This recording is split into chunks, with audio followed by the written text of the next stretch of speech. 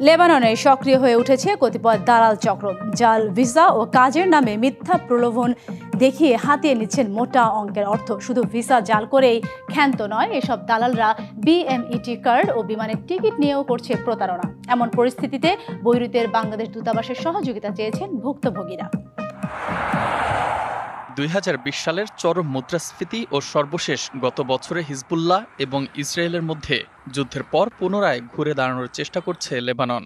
আবারও চালু হয়েছে কলকারখানা ও বিভিন্ন ছোট বড় ব্যবসা প্রতিষ্ঠানের কার্যক্রম।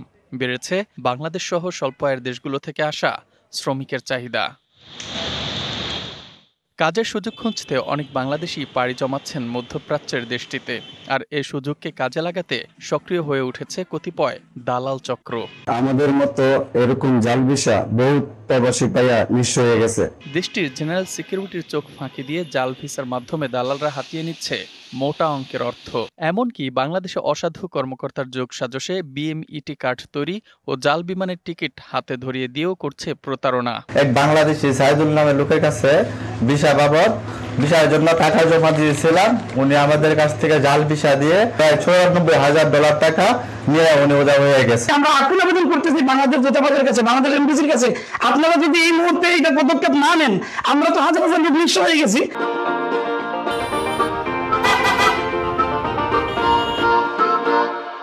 সামনের দিকে আরো আমরা বিপদগ্রস্ত হব। প্রতারকদের খপ্পরে পড়ে সহায় সম্বল হারিয়ে নিঃস্ব হচ্ছেন অনেক বাংলাদেশি। ভুক্তভোগী বাংলাদেশিদের কেউ কেউ আবার দূতাবাসে অভিযোগ দেওয়ার পর মিলছে প্রাণনাশের হুমকি। তারা জাল ভিসা দেয়, ম্যান পাওয়ার করায় সবকিছু করে কমপ্লিট করে, কিন্তু দেখা যাচ্ছে যে টিকিটের মুহূর্তে অনেক সময় দালালরা পালাইয়া যায়। বাংলাদেশ দূতাবাসের কাছে আমরা অবশ্যই একটা আবেদন জানাবো যাতে কঠিন একটা বিচারের আওতায় আনা হয় এবং এই জাল ভিসা যাতে বন্ধ করা হয়। এদিকে বৈরুতের বাংলাদেশ দূতাবাস জাল ভিসার বিষয়টি স্বীকার করে অভিযুক্তদের বিরুদ্ধে কঠোর ব্যবস্থা ও সাধারণ বাংলাদেশিদের জাল ভিসা থেকে সতর্ক থাকতে অনুরোধ জানিয়েছে। আপনাদেরকে আবারও সতর্ক করছি, আপনারা এই ধরনের কাজ থেকে বিরত থাকুন। তিনি লেবাননের হোন অথবা বাংলাদেশেই থাকুন, এখানেই থাকুন না কেন, আমরা তাদের বিরুদ্ধে কঠোর ব্যবস্থা গ্রহণ করব, কারণ এটি অত্যন্ত গর্হিত, নিন্দনীয় এবং অপরাধমূলক একটি কাজ। লাখেরও বেশি বাংলাদেশি কাজ করছে দেশটির শ্রমবাজারে। তাদের আশা, জাল ভিসা রোধে অভিযুক্তদের বিরুদ্ধে দ্রুত আইনি পদক্ষেপ নেবে বাংলাদেশ দূতাবাস। DBC news desk.